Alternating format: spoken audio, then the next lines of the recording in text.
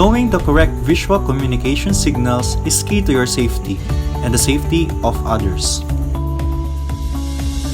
There are more than a dozen marshalling signals, and communication between the marshaller and the pilot can sometimes get confusing. To make things more confusing, some airports may use slightly different variations on the same signals.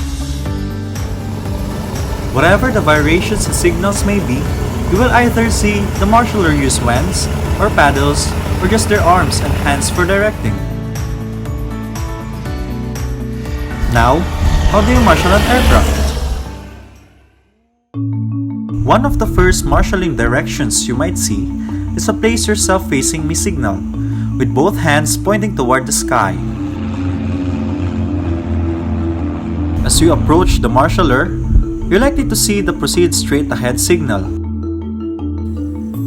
The marshaller's arms repeatedly moving up and back from the elbow in a kind of beckoning motion.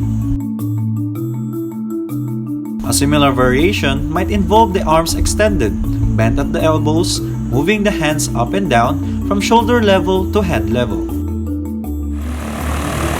The slow down signal is pretty easy and is used to slow down the aircraft. The turn left and turn right signals are two that seem to create the most confusion. Follow the pointed hand, and the other hand will be raised and waving in and out.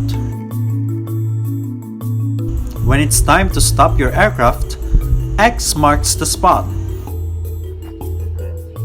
The marshaller will lift both hands and make an X above his or her head, indicating where the aircraft should stop.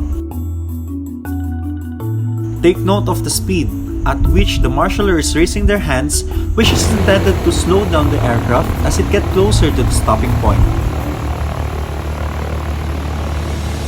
These are certainly not all the marshalling instructions you'll see out there, but knowing the basics will help you navigate the ramp a lot more safely. Be professional, be safe, and show up to the next fly-in with a lot more confidence.